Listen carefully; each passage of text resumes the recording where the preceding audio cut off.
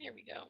So we're going to go ahead and start with just an overview to online nursing. It sounds like this is probably not your first time in an online class, but just to make sure you guys know all the expectations for an online class, et cetera, we're going to go over this orientation. So the first thing is just like a brief overview of what online learning is. So obviously you guys are going to be logging on online. You're going to be interacting with me. There's still homework assignments and learning activities. And we'll kind of get into this in more detail. Everything is in the shell, so you can see when the dates are due. If you're going to turn something in late for whatever reason, you need to let me know in advance. I'm pretty flexible. If you have like any sort of a reason that you need to turn something in late, I'll pretty much always give you permission to do it. But you do need to let me know beforehand. You can't call me the day after something was due and let me know that your kid was sick or something. So just send me a message and let me know. And then I'm really flexible. And there is always a 10% deduction if you don't turn it in on time. I'm sure you guys are all aware of the homework policy, but I want to make sure that you guys knew that. And also just to kind of reiterate, there's a couple things when you use the online class. You need to be logging into the campus shell on a regular basis to get credit for being in class. So I'm sure you guys is everyone familiar with the live lecture attestation form? So you need to make sure that you're turning those in. It doesn't count towards your grade at all. So absolutely no part of your final grade depends on whether or not you turn that form in or not, but you need to turn that form in to get credit for participating in the class. And if you don't participate for 2 weeks, then they'll drop you. So it's important that you turn it in within 24 hours of class. I get students that turn it in like a week later and you won't get credit for it. It doesn't really matter because it doesn't count towards your grade. But if you're consistently not turning them in, you could get dropped from the class because the system won't register you as participating. So just make sure that you pay attention to the dates that stuff is due and let me know if you're not going to turn it in on time for whatever reason. And make sure also just for your participation that you do the live lecture attestation forms and that you participate in the discussion questions the week that they're due, because those are the two things that the campus system, that the campus Fortis Canvas uses to keep track of whether or not you're participating. So I am your contact person. If you have any questions, you can always contact me. I tell students I'm a part-time instructor. I'm not always on my email. So the best way to get in touch with me is my cell phone. And I put it in the information, but I'll give it to you now if you want. Also, I'll put it in the chat. I don't want to be like a high maintenance instructor, but I prefer that you just send me a text message and I'll get back to you. I don't answer cell phone numbers. But I will, if you send me a text message for whatever reason, I will get back to you. And here is my cell phone number. So it's 208-765-8716. And you can always text me. If you text me late at night, I won't get back to you until the next day, but generally speaking, up to like 8 or 9 at night, I'll get back to you. And you can also send me a message in Canvas and I'll get back to you within 24 hours. But if you need something before like the next day, then I would just go ahead and send me a text message. So, after me, you can always go to your campus dean, and then you can also go above your me to the course lead, and I can tell you her name is Patience, and then you also have the option of going to Darlene Brown. So if you have problems, there's lots of people that you can contact. Hopefully you're not going to have problems. And I strongly encourage you to just contact me. I'm always available. If you have an issue, if something's going on, just let me know and I'll talk to you about it. And I kind of talked about this, if it's something that is urgent or quasi-urgent, just send me a text message to my cell phone. You can also message me via Canvas, but it might take me a little bit longer to get back to you. So does anyone have any questions about that? Or do you guys have any concerns about who you need to contact if you're having problems or you're struggling with a class?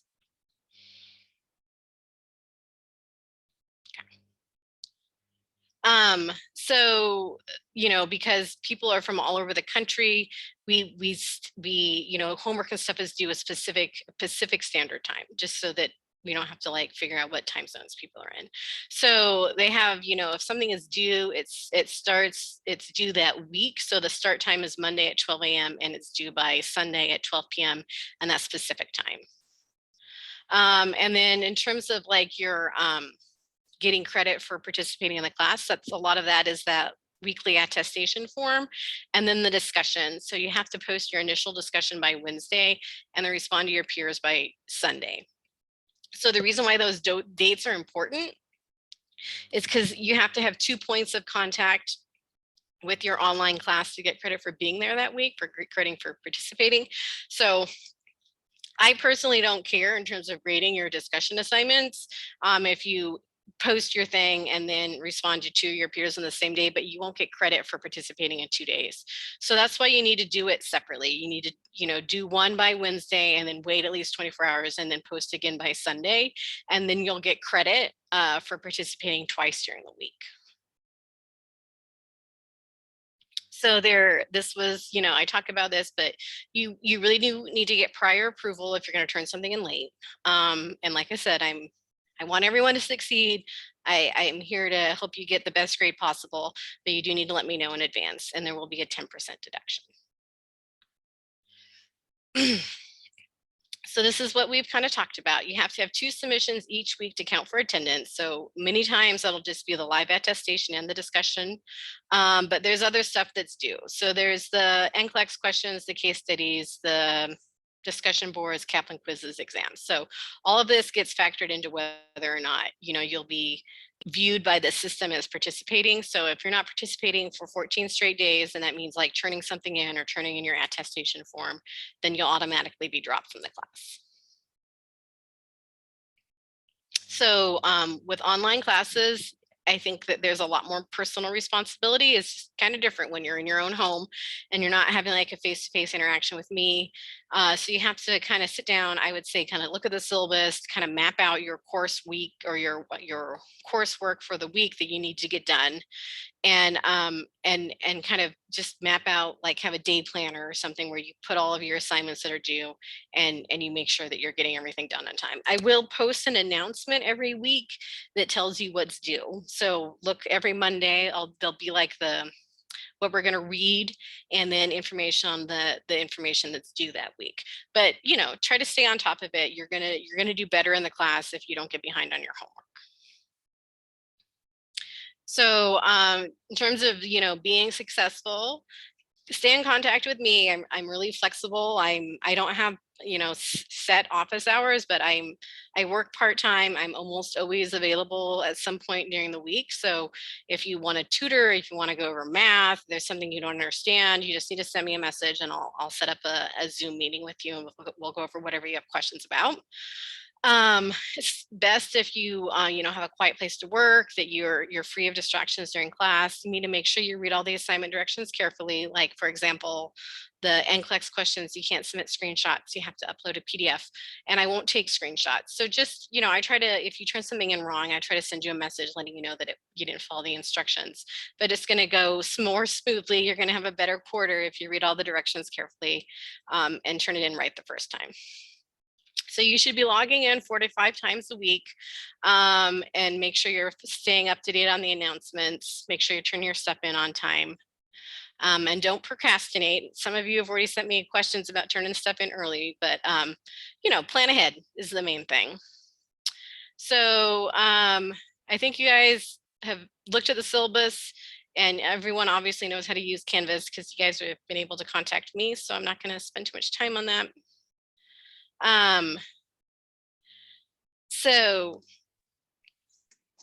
we're going to have the mandatory class, and this is part of how you get credit for participating. And then we're also going to do review sessions for the exam. So whenever, you know, we'll do like an exam 1, 2, and 3 review, and there's also going to be a HESI review.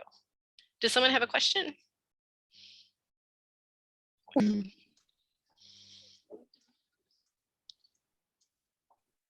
Girl, say our home. Okay.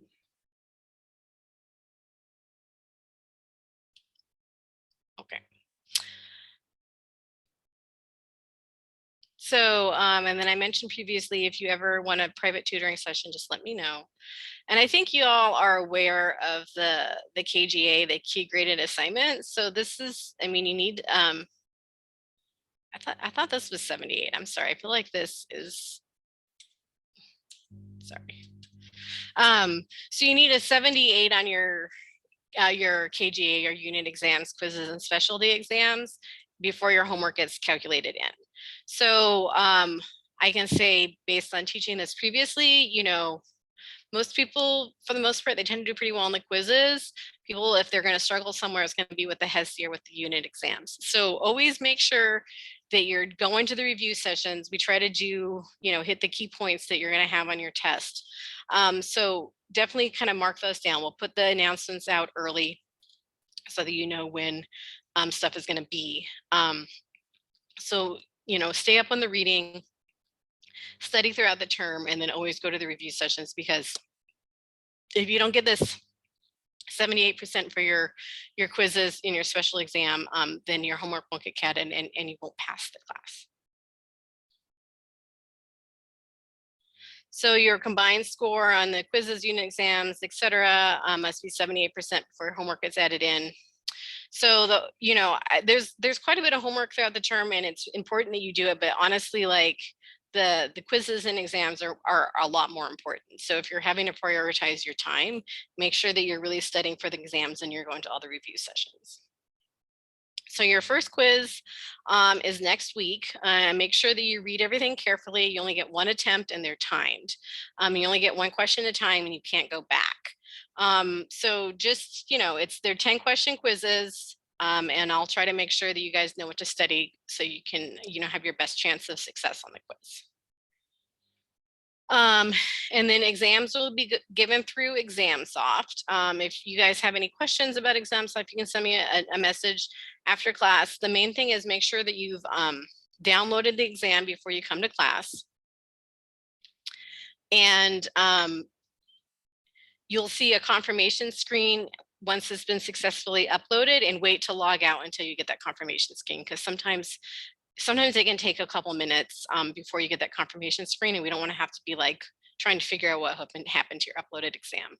So just in terms of the exam, after every exam, all of the instructors for the course meet and we make sure that the questions were fair, that there wasn't like one question that several students missed. So we don't give out your exam score the day of the test because it will likely change. And we don't give out ballparks. So you'll just have to wait. Since you guys are on Friday, you'll probably just have to wait until Saturday, because we almost always meet on Saturday, and then go over the questions and throw out the ones that are not going to count, and then post the exams in Canvas. But just so you know, when you go in to take your exams, I can't give you a rough idea of how you did. So they're going to be, you know, you take your exam during scheduled class time, will be the same Zoom ID that we use for class. You need to be on camera the entire time. You have to show me your ID. And you can't have like any like hats or anything covering your ears or anything like that. You also need to have a dry erase board. Unfortunately, students were writing down questions and giving them to their friends. So you have to have a dry erase board that you can erase, and not like a piece of paper that you can write on. And if anyone wants to take it proctored on campus, I'm totally fine with that, but you need to let me know in advance so that I can give your proctor the code for ExamSoft. So you can't take an exam late unless you tell me in advance. So just make sure. I want everyone to do well in this class. I don't want anyone to fail. So just let me know if you're not gonna be able to take the exam for some reason, so we can make another accommodation. And always know that I'm available for tutoring or help. You just need to contact me and I'll set something up. We're going to go over some information on your homework. And this, we talked about kind of having a game plan your quarter out, look at everything that's due, prioritize your assignments, complete the work, and submit the work. So just, I think that however you operate, I personally like to have a calendar where I write everything down the week that it's due, something that looks like this, so that I just know I can pull out the calendar and I know what I need to do. So figure out like, what is your best way to stay organized, and then write down every week what's due, and then kind of check it off once you've turned it in. And this is what we just talked about earlier, that you can turn it in up to a week late if you tell me in advance, but there is a 10% deduction, and nothing is accepted if it's more than 8 days late. So you will be doing these NCLEX questions. The only thing I can say for this one, I think this is one of the main assignments where you really need to make sure that you're following the instructions. So you can't take a screenshot that you finished. You need to follow the instructions that are in the shell about how to create a PDF and then upload the PDF. So this PowerPoint is posted in announcements, and it goes over the instructions again. So if anyone has any questions about how to generate the PDF, so they get credit for doing their NCLEX questions.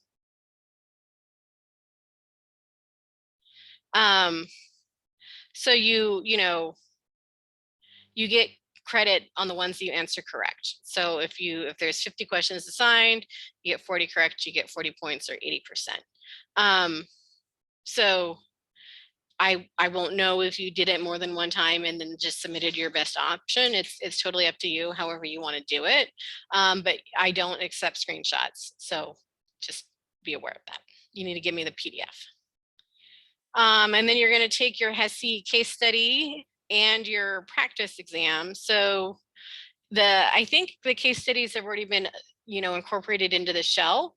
If anyone has a hard time finding them, let me know. You need to make sure that you only get one attempt, and you need to turn them in the weeks that they're due. They should correspond with what we're talking about in class. So it doesn't really make sense to try to work ahead and do the case studies off schedule, because you'll be reviewing the information in class that you're going to use for the case study. And when you take them, the grade comes automatically in from HESI. You don't need to send me anything, and there's no need to send me any screenshots. So the discussion posts, follow the instructions. You guys don't have any papers, but the discussion post, unless it says otherwise, you should cite your reference, and just pay attention to the instructions to make sure you're answering the question and submitting things on time. Your initial post by Wednesday, and then your response to your peers by Sunday, and making sure they're at least 24 hours apart so that you get credit for participating in the class. For this PN program, there aren't any papers to turn in, so I'm going to go ahead and skip over that.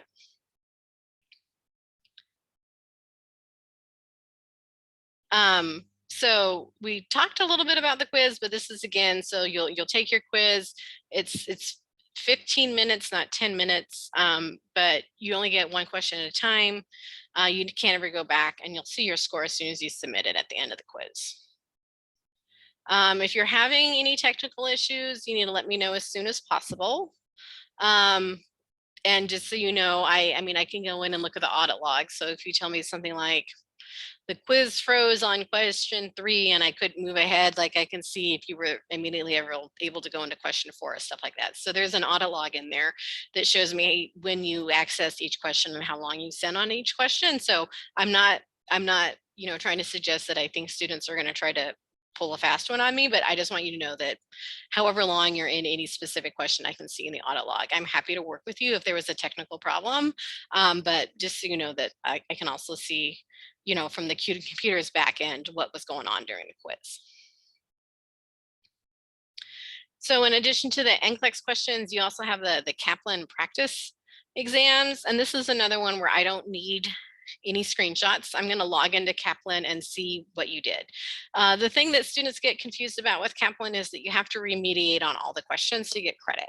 So even if you got a question right, you still need to go back and remediate and study the information that's available to you. And again, you don't need to send me any screenshots, just nothing for you to turn in for this, because I'm going to log into Kaplan and I'm going to see how you did. So this is the breakdown. So if you don't do any remediation, you only get 50% of the points earned. So if there's 10 questions on the thing and you don't remediate, you only get 5 points. If you do some, you get 50%. And if you do all, then you'll get 100%. So just to know that, the remediation is really important. So pay attention to that when you're doing it. They're not very long. They're like 10 to 15 questions each. It's not going to take you very long. And the remediation only helps you and helps you get ready for your HESI. So I'm sure you guys are all familiar with the HESI, unfortunately. You're gonna, take it on Proctor U. You only get one attempt at your HESI. You have an assigned date and time for the exam, and it's 20% of your grade. So it's a really big portion of your grade. The benchmark score is 900. And then this is another one that you are required to remediate. So if you don't remediate, then your HESI score will be a 0. So when we are getting closer to taking the HESI, I'll post in the announcements how much time you have to remediate in order to say that you're remediated. So, it's not like if you get an 800, I think you have to remediate for an hour. So for students that are doing reasonably well on the HESI, you really don't have to remediate for that long, but you do need to remediate in order to get credit for taking it. And I'll put the exact number of hours you need to remediate per your score in the announcements section as we get closer to the HESI. There's been some concern about case studies. You don't have to do the case studies. You just need to remediate on the information that's given to you at the end of the exam. And just, to make sure that everyone is following the rules and no one's cheating. I'm always going to look at your ID. When we start, you have to have your camera on the whole time. I have to be able to see your face. I should never be able to see your computer screen. It's really nice if you could come to class just a few minutes early so I can check everyone's ID and get everyone set up so we can all get started on time. And like I said, we'll meet on Saturday, so you should get your final score on Saturday, which is lucky for you because your Friday class, so you don't have to wait that long. So I have a question. Yeah. So are we allowed to have a proctor, like go out to the school and have one of the teachers proctor us? Are you talking about for the exam? Yeah. Yeah, for your exams in class, for exam 1, 2, and 3, you can, but you just need to let me know in advance. Okay. I'm totally fine with that. And the issue is, you need to let me know so that I can contact the instructor so that I can give the exam code directly to the instructor through their Fortis email. Okay. And ideally, it should be 72 hours in advance. It's one of those things I'm going to be pretty flexible, but you can't tell me the day of. You need to set it up in advance. And also, if anyone has any accommodations, some people have like accommodations so that they can spend more time on a test. If you have any time accommodations or anything like that, please send me the letter from your school so that I can make sure all of your quizzes and exams are set up correctly. Are there any other questions? Okay, the one thing I can say, to be successful in the class, I would say, to reach out to me if you're having any questions. I'll reach out to anyone that scores less than a 78% on an exam, but you don't have to wait for me to reach out to you. I'm always available to set up tutoring or to go over concepts, whatever you need. And I would really, the homework assignments are really, really important to help you understand the concepts, but obviously the quizzes and exams and the HESI are the bulk of your grade. So make sure that you're really studying and going to the exam reviews is something that I would strongly encourage you to do to make sure that you're ready. So I am going to pull up, I'm going to actually do the interactive lecture, and I'll show you all where to find it. We're going to do that, and then we'll take a Kahoots at the end of class.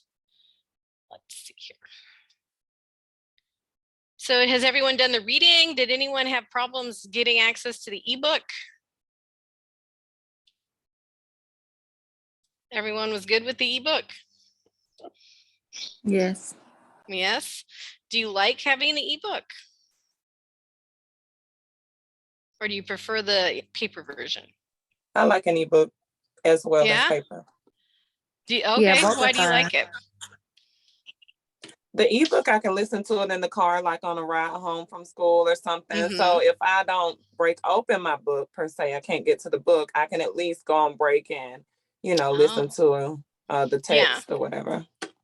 It's a great benefit. And you could like, you know, you can have the app on your phone so you don't have to like always carry your book around with you.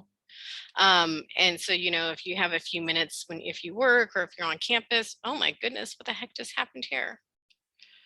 I apologize for that. I was not expecting that. I have a backup plan, but I'm not really sure what that was about. I'm sorry.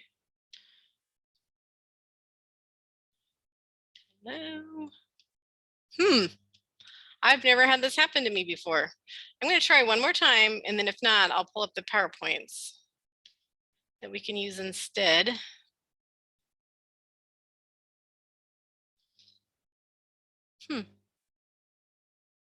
Error communicating with LMS. Okay, well, all right. So I was going to try to do a more more interactive lecture.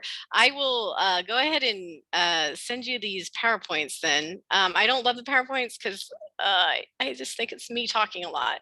But I will let me get an open for you and I'll send you guys the copy of the PowerPoints after class. There should be an interactive lecture in your assignments. And I think for week 1, it's a really good interactive lecture that's built into the Canvas shell. But for some reason, it's not opening right now. So just give me 1 second and I'll pull up the backup plan over here, and then we'll do a Kahoot at the end of class. So I apologize for that, guys. If anyone has any more questions, you can shout them out as I open up the PowerPoint.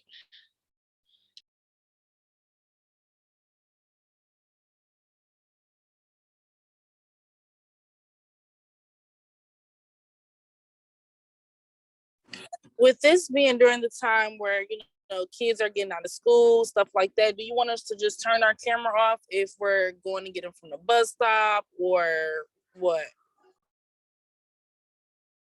Yes, that's fine. You know, if you could just you don't have to send it to the entire class. But if you could just send me like a quick, you know, a quick message in the chat that just says, hey, I'm turning my camera off because I'm going to go pick up my kids from the bus stop, then I just know what's going on and I won't be wondering why it is that why your camera's not on. But, you know, I want you to know that I respect that everyone's an adult learner and I'm not going to be like super strict about it. But I would appreciate it if you would tell me what's going on. All right, I'm going to stop sharing my screen because it's driving me nuts that things are freezing. So just 1 second, I'll pull it up for you. Actually, you guys, it's 3:40. Can you guys take a 10-minute break, come back at 3:50, and then we'll finish up class?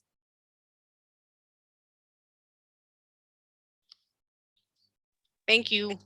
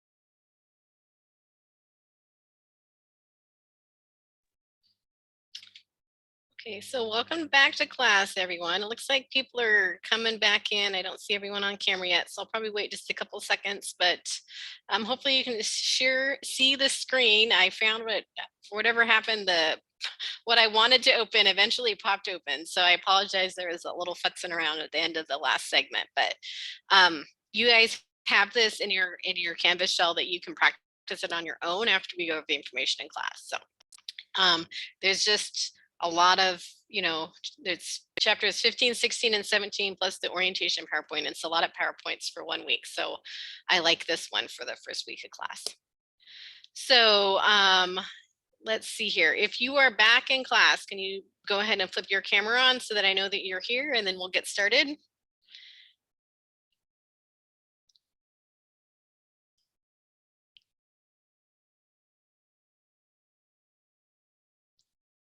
All right, it looks like at least half of you are here. So we're going to go through and we're going to talk about growth and development by kids, and this is breaking it down by different systems. So and when children come in for well child checks, they always get their height, their weight, and then up until age 2, they also get their OFC, or their head circumference. So these measurements are really important. They help determine if a kid's growing appropriately. It's not so important like if they're the 50th percentile or the 25th percentile, but they're following their growth curve. Once kids are standing up on their own, then we get their height from a standing measurement, usually over the age of 2, and then length, and they're lying down, and you get them in a straight position and mark their feet. Generally speaking, and I will say, I've seen all the tests, et cetera, for this class. You need to know like basic how fast kids grow, et cetera. So basically, infants grow 1 inch per month. And you should kind of be able to have that in the back of your mind. So if you have a kid, you're working in a pediatric office, and you have a kid that's, only growing 1/2 inch per month, and you're going to start asking why and trying to figure out if the kid's getting enough nutrition, if there's something going on. So in terms of a baby's weight, a lot of times a baby will be born, and then their weight will actually go down, and then it fluctuates, and they should be back at their birth weight by 2 weeks. All right, so for people that are asking, it's in your it's under your assignments. It's called interactive lecture. So it's in your Canvas shell. Do you want me to take a minute to show you where it is, or do you guys want to take a second to find it so that you have it on your own screen?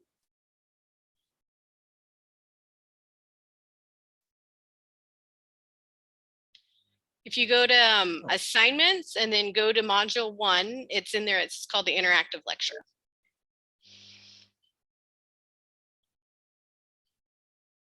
I don't know why, but I can't find mine. Let's see here. I wonder if I can get you.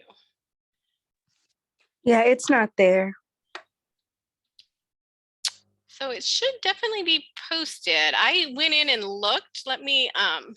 I lost it last time I was looking at it. So let me. It's probably the week 1 reading instead.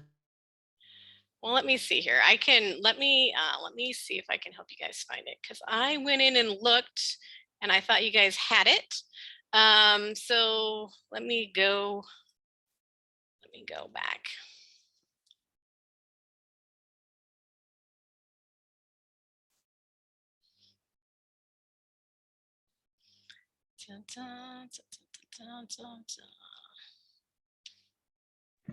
I think I accessed something through the announcements. I don't think I accessed anything but the discussion through the class. Yeah. So I went into student view here. So yours should look like this. Modules.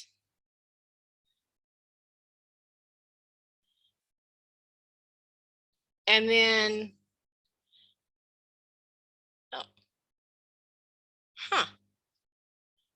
you're right.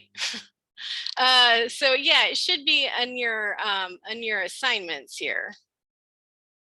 Do you also share the PowerPoints with us besides the interactive lecture? Yeah, I can certainly, like I said, I don't love the PowerPoints that are made because it's a bunch of information, but I will email them to you after class so that you have them. Okay, thank you. Yeah, you're welcome. And there's 3 this week because it's chapters 15, 16, and 17. And so there's 3 there's 1 PowerPoint for each class or for each chapter. So I will find out why it is that you your student view isn't having the interactive lecture on there. Because not that you care, but so from my perspective, when I go on assignments here, then it's on, you have the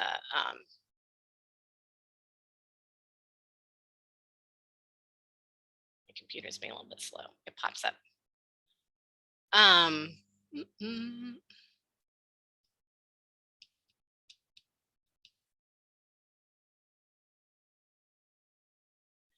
The interactive lecture is on there. So you guys don't have, no one has access to the interactive lecture. Is that what you're telling me? Has anyone found it? No? No. All right.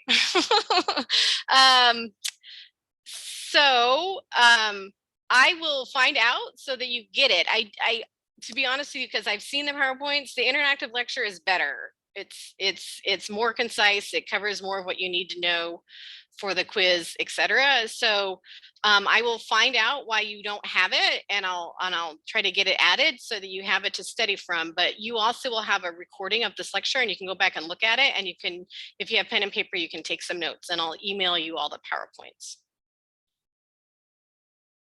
And I'll point out to you as we're going through this, what are the most important things to remember. So in terms of like on this weight stuff, it's important to know that by 5 to 6 months, the birth weight should double, and that by a year it should triple. I would definitely write that piece of information down.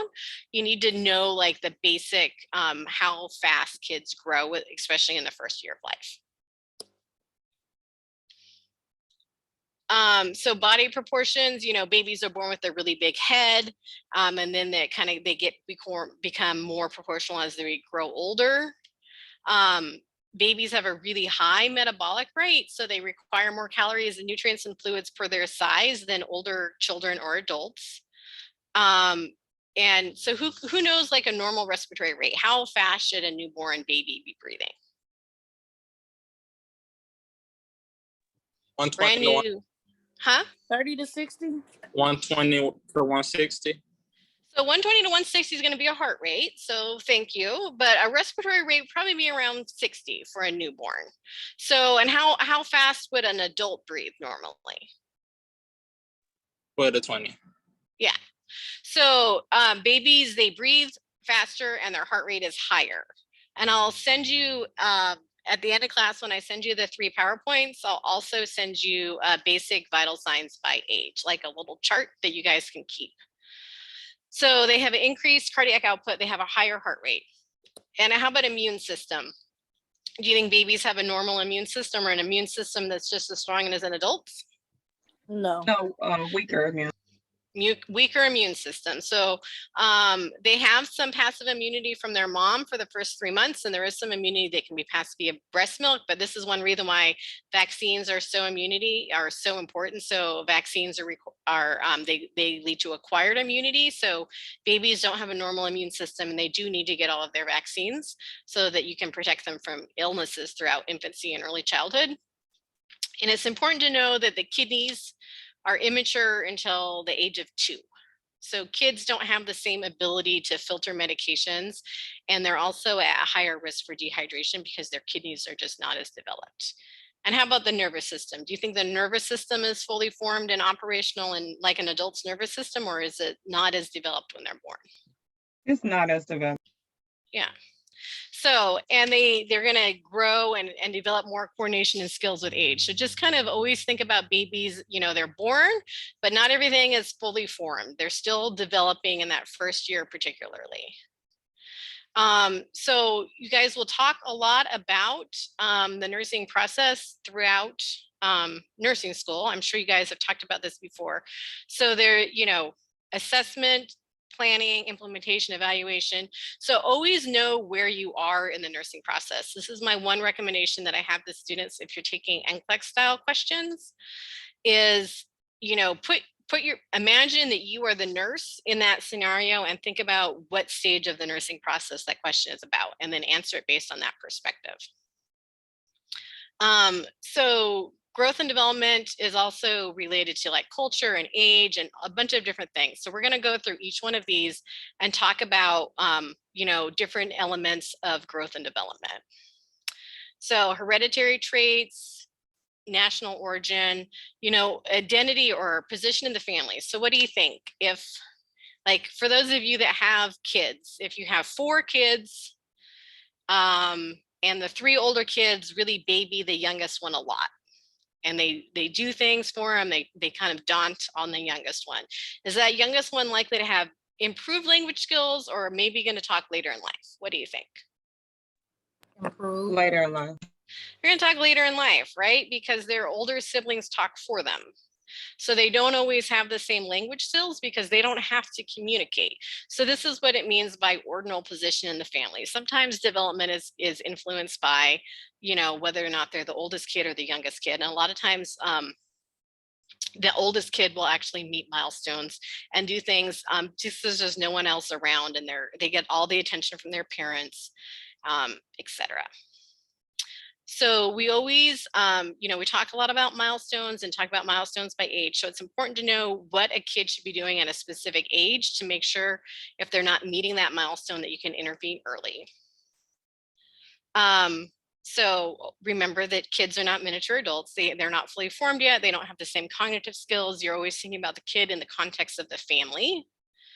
And then we do well child checks and developmental screening and paying attention to milestones, et cetera, because the most important thing that we can do for a kid if they're not developing or growing normally is to get them evaluated, get them the help that they need so that they can get the support that they need to do the best as they can. So there are we talk about growth in 2 different ways. There's proximal distal growth and there's cephalocaudal growth.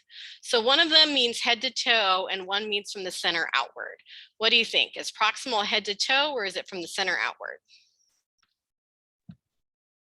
Proximal is from the center outward. Right, so proximal distal is from the center outward. Let's see here. And cephalocaudal is from head to toe. And you guys need to know that. So what does it mean? So like, in terms of proximal distal growth, will a baby use their hands first or their arms first? Their arms, the larger They're part. going to move arms. So they're get proximal distal in terms of it's like close to the body versus far away from the body. So the trunk, like the upper arms, the upper legs, they'll move first, and then the toes and their hands, they'll move later.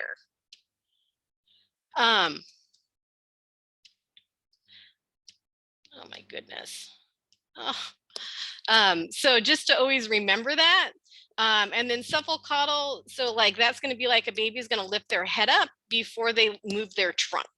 So their head is going to develop and be stronger before their trunk. So the head is first and then lower down, and then proximal distal, like upper arms, upper legs, and then feet and hands. So this is just a picture of proximal distal versus cephalocaudal. So you have growth charts for boys and then for girls. And then, you can also calculate their BMI. So you need to make sure that you're using the correct growth chart. So below age 2, you always do their OFC also. And then over age 2, you don't have to, but you are going to be doing their height and their weight, and you can calculate their body mass index. Something that's common in pediatrics is this Denver developmental screening tool. So it's important to remember that this is just a screening tool. It's not an intelligence test. So this kind of determines if a kid is tracking developmentally, and if they're not, you would get them in for some early intervention. So it assesses multiple things: personal social skills, getting along with others, playing in groups, fine motor skills, being able to pick up objects, use pens, pencils, language skills, ability to hear, follow directions, and speak. And then gross motor skills, jumping. So, sometimes kids will excel in one thing, like they might have really good gross motor skills, but then not talk as well. And that can just kind of be their developmental trajectory, but it's important to kind of screen them in all different areas. And then, like I said, if they're not meeting appropriate milestones in one area, then you would follow up to see if they need any additional assistance. So I bet you've talked about Maslow before. So who can kind of summarize Maslow for me and tell me what Maslow is all about?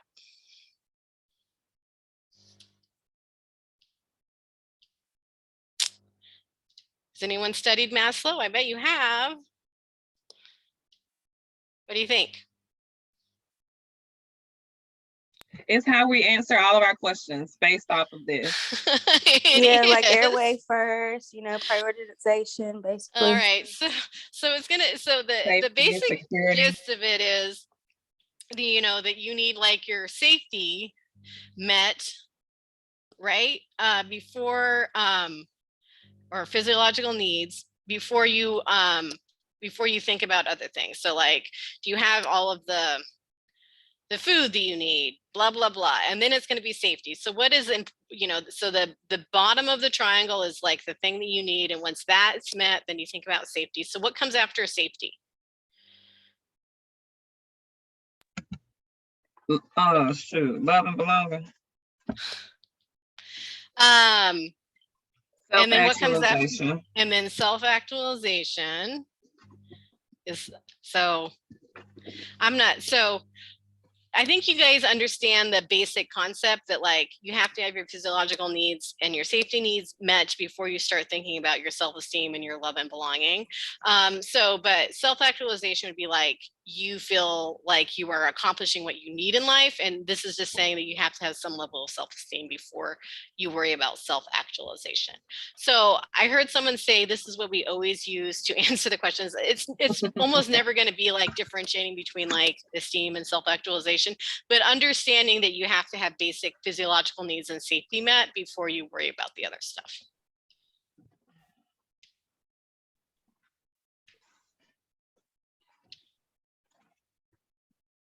All right, so who has studied Erikson? So what's the first one? Infancy. What stage represents infancy for Erikson? Trust, That's- mistrust. Trust versus mistrust. So what does that mean? So, babies will learn trust if they're getting their basic needs met. So they're getting fed when they're fed, they're getting their diaper changed, there's like a consistent caregiver, etc. So in every stage of development, there's like a conflict to address. And depending on whether or not that conflict is met or not, they'll either have a positive or a negative outcome. So babies that get their basic needs met learn to develop trust. And if they don't, they develop mistrust. So this goes in the wrong order because it has preschool before toddler. So, but we're going to do in the actual age. So infancy and then toddler. What do you think the stage is for toddler for Erikson? Is it identity versus role confusion, autonomy versus shame and doubt? What do you think the toddlers are in? Autonomy versus shame and doubt. Yeah, it's autonomy versus shame and doubt. So I always think about this one in the sense for whatever reason. So toddlers, what's the main thing that you do as a parent when you have a toddler? What are you trying to accomplish? Something that's like a big stage. Potty training. So you want them to not be afraid to poop and not feel ashamed of their body. So just always kind of think about that. Like they want to not be ashamed. You want them to be like in control. So, that's how I remember shame and doubt for toddlers, because it has to do with them like learning to control their bowel movements and being potty trained. And this is also the stage where they're very independent. This is where they're wanting their autonomy. They're always telling you, no, no, no, like me, do it over and over again. So this is that stage, autonomy versus shame and doubt. So if they, if their, needs are being met, they're giving them options, you're letting them choose, you're letting them kind of develop their independence, then they'll develop autonomy, versus if they don't, then they'll start to develop shame and doubt. So how about the preschool years? What is that? What stage is that? Initiative versus guilt. Could you say it one more time? Initiative versus guilt. Initiative versus guilt. So this is that preschool year where they're almost going to be going to school and they're, learning how to play in groups. So at this stage, you want them to expose them to stuff where they can be successful, right? You want them to want to take initiative. So you want to like have games that are a little bit challenging, but they're able to do and complete the task, because then they're going to be really proud of themselves and they're going to want to keep trying new things, versus if they're always being told that they're doing it wrong or it's not right, then they can end up feeling guilty. And then school age, what goes with school age? You only got 2 to choose from. Identity. So this is school age is actually industry versus inferiority. So this is, you know, you want them, it's kind of a off street of initiative versus guilt. So you want them to try new things and you want them to be industrious. So industry versus inferiority, like this is when they frequently are starting to play sports. They're starting to do more like team activities, and you want them to kind of get out there and be successful and do things in groups. And then versus, you know, you want to encourage them the things they're good at. You know, if they're good at artwork, encourage them to do artwork. If they're good at soccer, encourage them to play soccer, so that they feel good about themselves, so they don't feel this sense of inferiority. And then adolescence, this is identity versus role confusion. This is like when they're starting to become ready to become adults and they're identifying their role in life.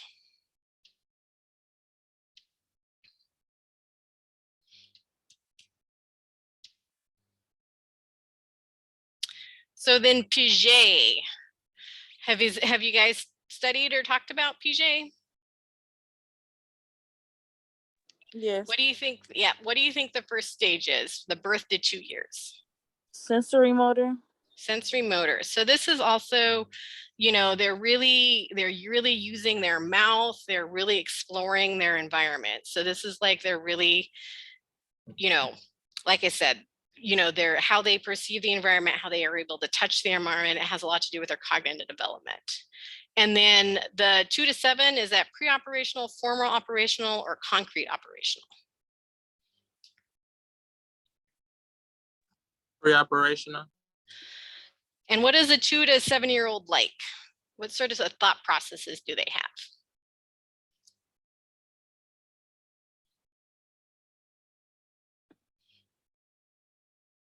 So it's not very concrete, and it's certainly not abstract. You know, they're very kind of egocentric, so they're still kind of thinking of themselves. But they also are starting to get a little bit into some fantasy stuff. This is like the age group where they're going to have like imaginary friends, and they're going to be thinking about the world as they understand it. And like I said, they don't have any abstract thoughts. So it's, you know, they don't really understand death. They're kind of in their own little bubble, and they do have some, huh? Go ahead.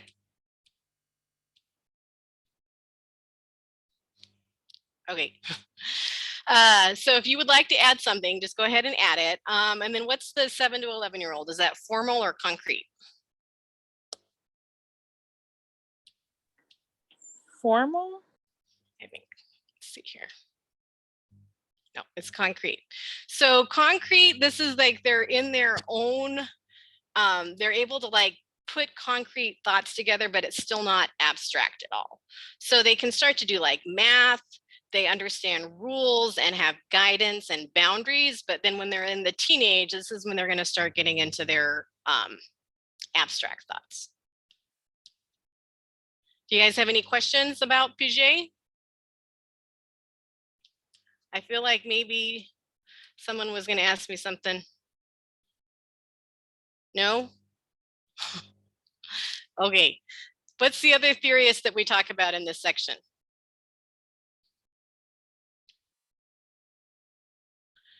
Kohlberg. So infancy, this is going to be, you know, your pre-conventional. So what do you think about in terms of an infant? They don't really have any moral reasoning, right? How about preschool? What do you think? They did this again with toddlers. So let's do toddler first. What do you think a toddler is doing? How do you think they're viewing the world from a moral perspective? Punishment and all. Yeah. How about a preschooler?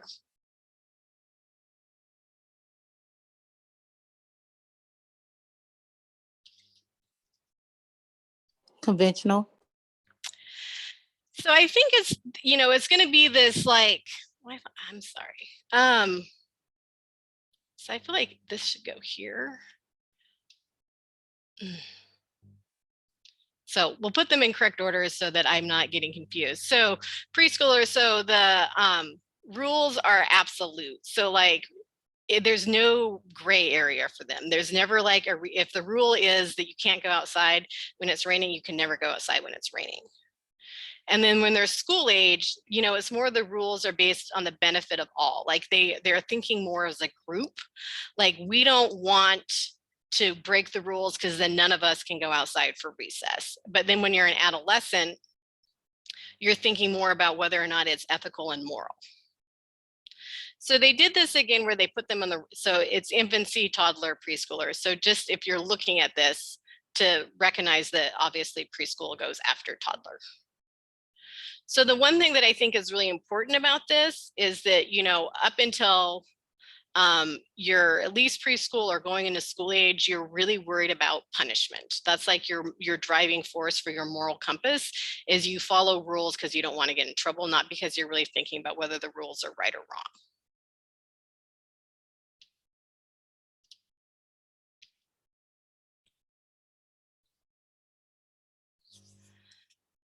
So for this is going to be talking about like the importance of nutrition in kids. So a lack of nutrition can lead to mental retardation. About how much of your plate should be fruit and vegetables? What do you think? Half, all, 1/3, or 1/4? Half. Half.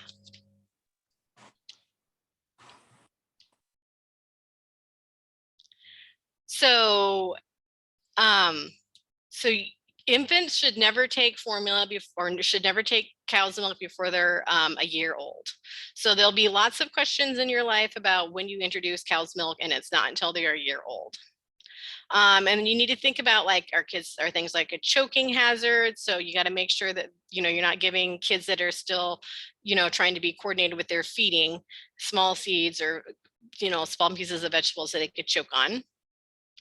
And then you normally introduce solid foods around 5 to 6 months. And what is the first food that we recommend people introduce?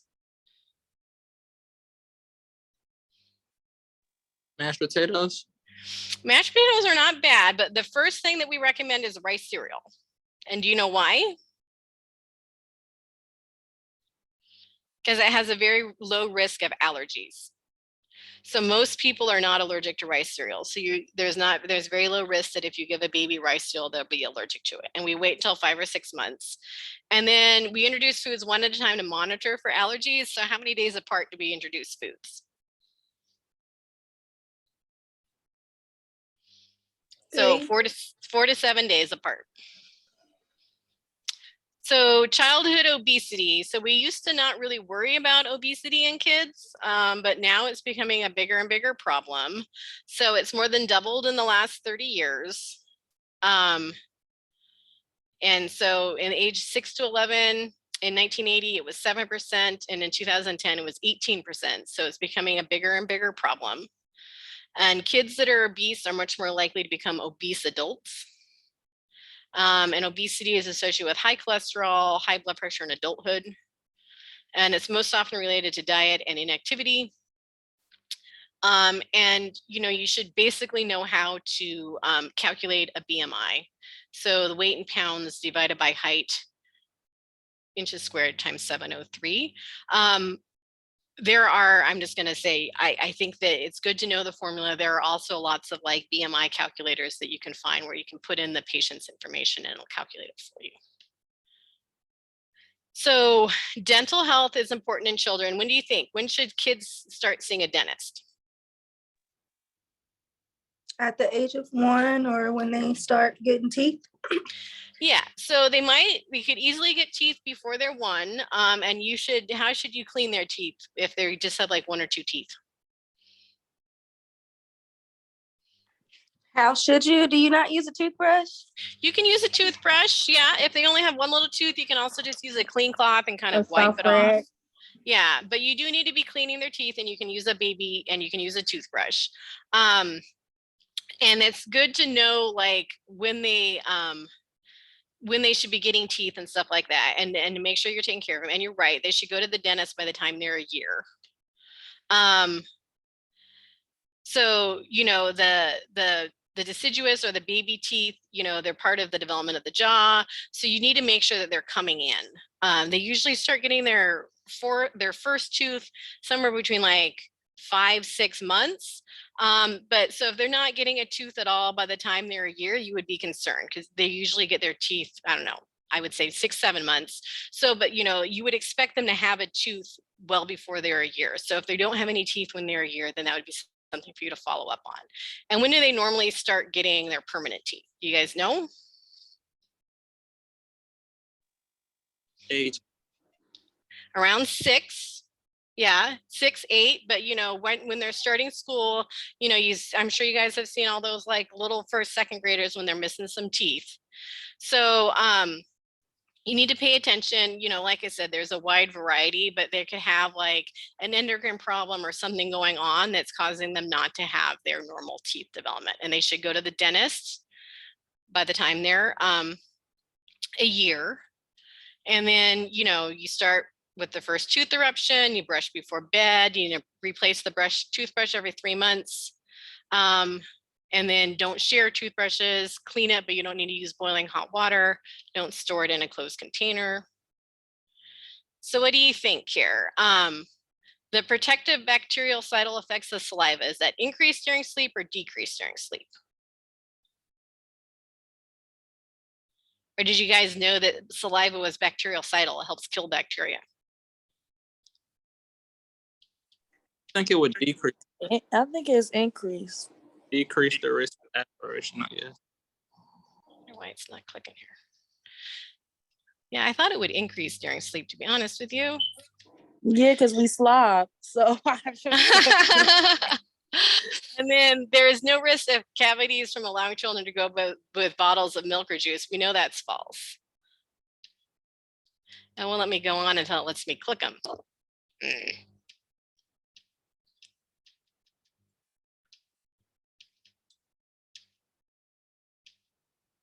Oh, I apologize that I feel like my computer is being kind of retarded here. Oh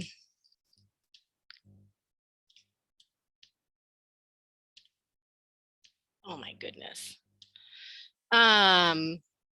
So you guys answered them correctly, but I am having a hard time getting them to show up. Let's see what time it is. Okay, so I'm trying to figure out and see what else is. We kind of talked over most of the things that are going to be on your quiz. So I'm going to go ahead and pull up the Kahoot for this week. Have you guys done a Kahoot before? Who has done Kahoots? All right, so go ahead and log in, and I'll generate our pin for our Kahoot game.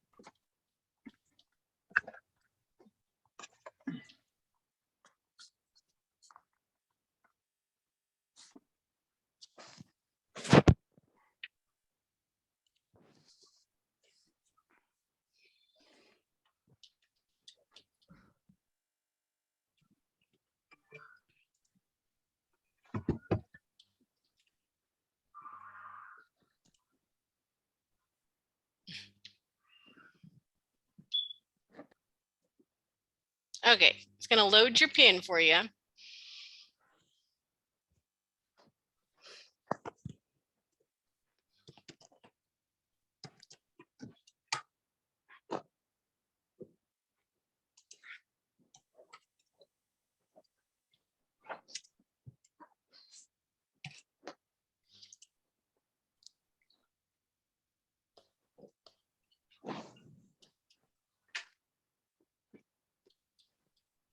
Oh, you guys did great of joining. Thank you.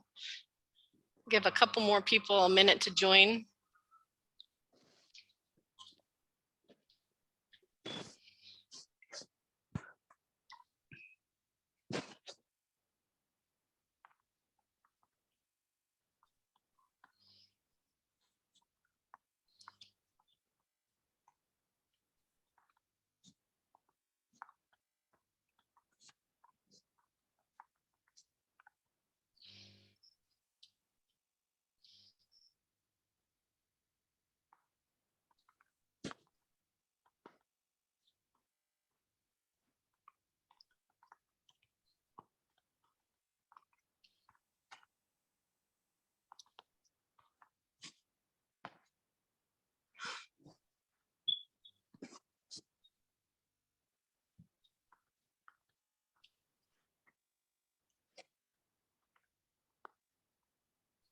Okay, let's go ahead and get started.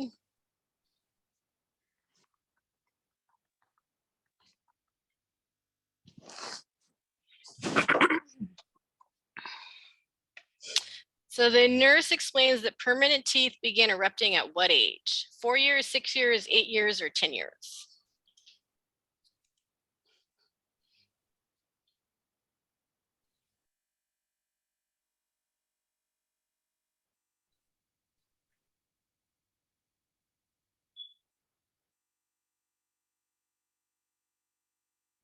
Ah, you guys are listening to me. Very good. So 6 years. Very nice.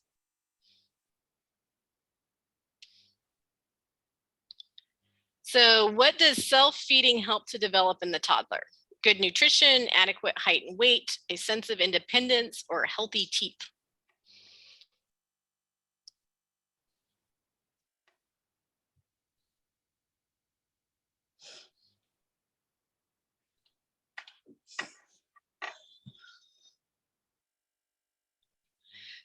Well, you guys are awesome. So a sense of independence, right? That's that Erickson's autonomy versus shame and doubt. You really want them to develop that sense of independence and autonomy. So helping them, letting them do what they can, even if they're really shaky with their spoon, letting a toddler feed themselves is really important.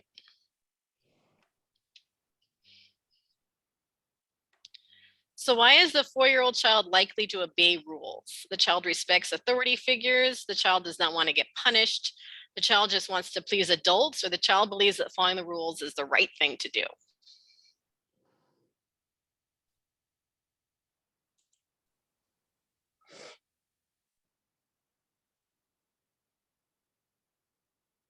Right. So the child does not want to get punished. This is getting back to Kohlberg's theory of moral development. So until they're kind of like at least preschool going into school age, they're just thinking about punishment. They're not at all thinking about anything else. So they're based on the fact that they don't want to get in trouble. So that's why they do what they're told to do. What is the earliest age at which an infant is able to sit steadily alone? 15 months, 8 months, 5 months, or 4 months?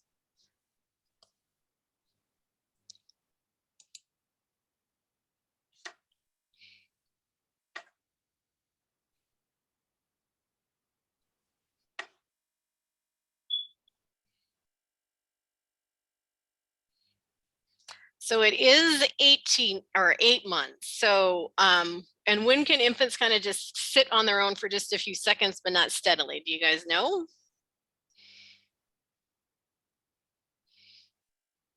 So that would be more like 5, 6 months. So I would go through and kind of know, I would say review kids at 4 months, 6 months, 8 months, and a year, and kind of think about what a kid should be able to do at that age. So like a 4-month-old. Can you guys tell me like a basic thing that a 4-month-old should be able to do? Like bring the bottle or like mother's nipple toward their mouth, like help position it. Help position it. Very good. And they should have a little bit of head control, right? They should start to be able to, like, if you put them on their tummy, they should start being able to lift their head up. Right. And then how about a 6-month-old? What should a 6-month-old be able to do? They should be able to hold their own bottle, sometimes with their feet and their hands. So the Their fine feet. motor skills is like tuning up. Yeah, and this is yes, and this is where they're getting more trunk control. We talked about like the cephalocaudal. So the 4 month they're starting to get head control, and then by 6 months they have a little bit more trunk control. So they can't sit up, but they can kind of sit, kind of move themselves. They have more trunk control even if they're only sitting for just a few seconds. And then like a year old, what do you expect a kid that's a year old to be able to do? Walking and eat my food. Walk and eat more food. Those are the main things. You should definitely be thinking of like a kid around. One of the main milestones you're always going to be thinking about in kids is they're starting to walk by like 12, 13 months. And when do kids normally start crawling? I'll let you guys answer when this is done. What is an abnormal finding in the evaluation of a 6-month-old? Head leg is present, weight gain 4 to 7 ounces per week. Length increases by 1 to 2 inches a month, or can sit alone for a few seconds.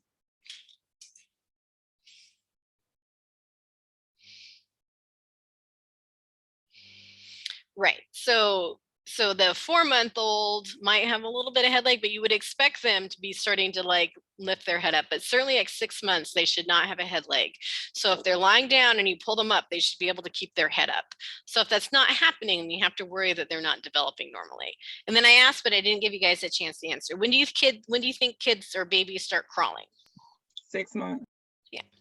So that's another thing to keep track of. Like if they're not scooching around, if they're not trying to, like not all babies will crawl at 6 months, but they should be like getting up on all fours and kind of rocking and kind of scooting around. If they're not doing that, then you need to be concerned that they're not developing normally.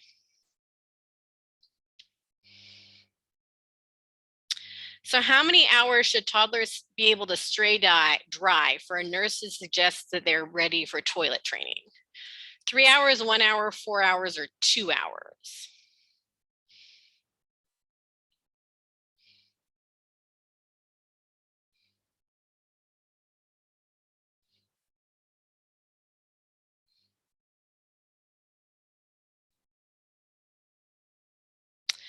So good job. It is 2 hours.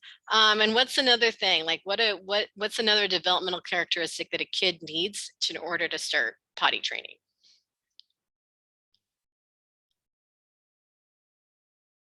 They need to know when they feel wet. So they need to be able to tell you if they feel like they peed their pants. And if they're not able to communicate, then they're really probably they're not ready to potty train. So I mean, if they have some like speech delay or something, they need to be able to communicate with you in some way that they've wet themselves.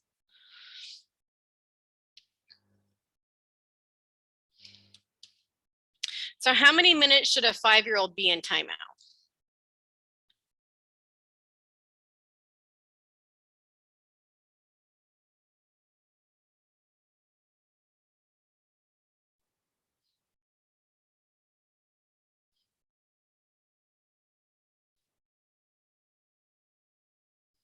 So it's 5 minutes. So it's 1 minute for every year and age. So a 3-year-old should be in timeout for how long? 3 minutes. 3 minutes. Very good.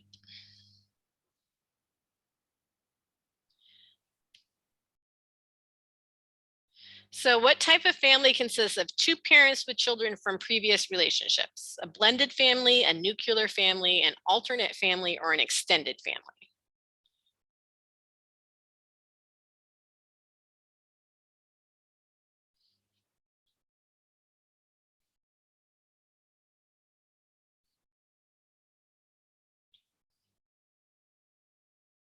So it's a blended family. Very good. So I would know these different terms like, what's the definition of a nuclear family? Who can tell me what that is?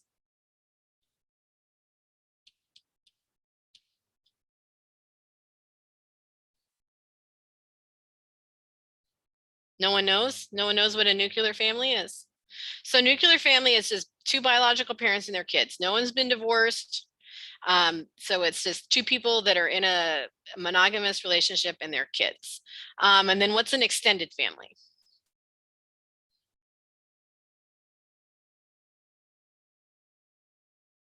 This just refers. Families like Yeah, go ahead. grandparents and stuff, Yeah. right? Yeah, so it's beyond the generation. Grandparents. Yeah. Could be your aunts and uncles. And then what about an alternate family? What do you think that's referring to? I guess belonging where you didn't come from. Yeah, it could be a lot of different things. It could be two friends that are raising kids together, but they're not married. Just sort of any sort of a family that's not like the traditional mold of two people that get married and have kids. So the most common that we talk about are blended, nuclear, and extended. Okay. An infant weighs 6 pounds, 12 ounces at birth. How much did that baby weigh at 6 months? 15 pounds, 12 pounds, 13 pounds, 8 ounces, or 17 pounds?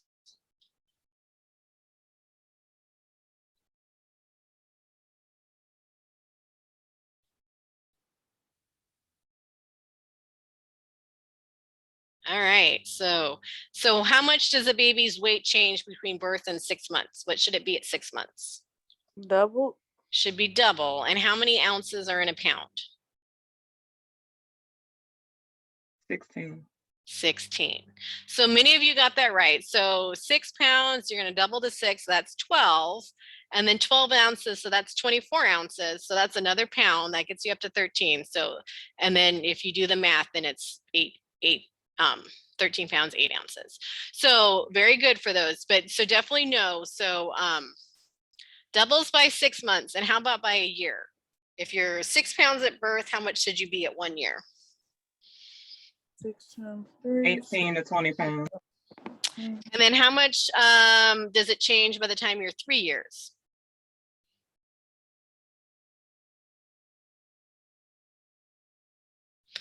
So doubles by 6 months, triples by a year, quadruples by 3 years. So just have a general sense of how fast kids should be growing. Okay.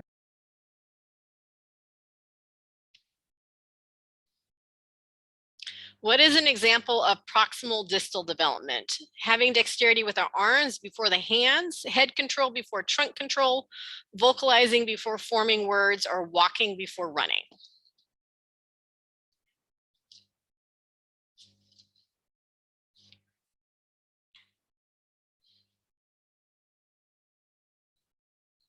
Right. So that's like, remember, proximal to distal is like you're closer to your trunk going out. So you have control of your upper arms before you have control of your hands, have control of your upper legs before you have control of your feet. And then the cephalocaudal, what's cephalocaudal? What does that refer to? Head control before trunk. Right. So head before trunk. So good job, you guys. Let's see who made the podium. Oh, very nice.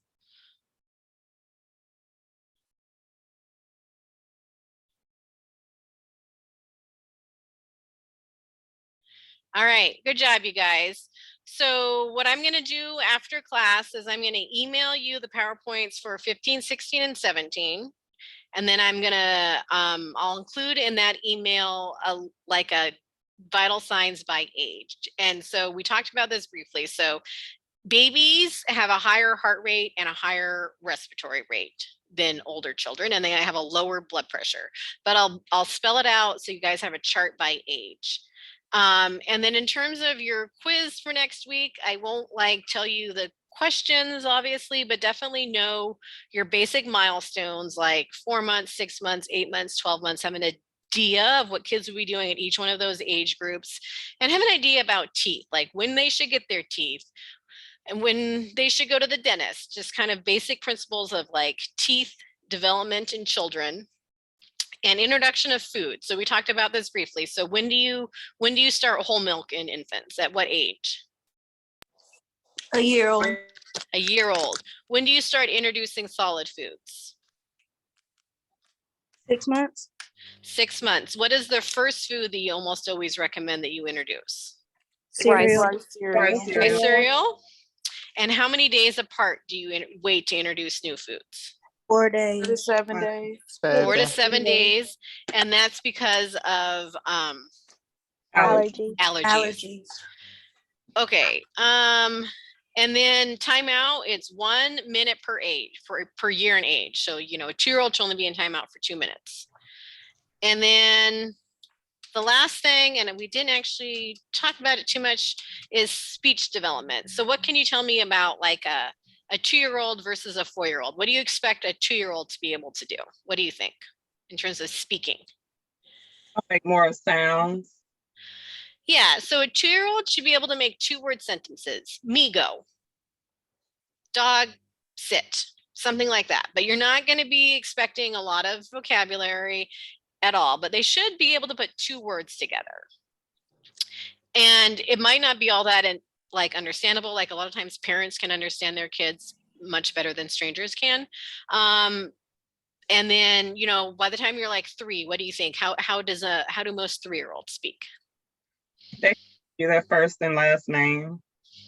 Yeah, and it's more understandable, right? And they're adding like proper like verbs and stuff to the sentences. It's not just 2 words necessarily, and it's more understandable. And then before 2, like a 1-year-old, what do you think a 1-year-old is going to be able to do?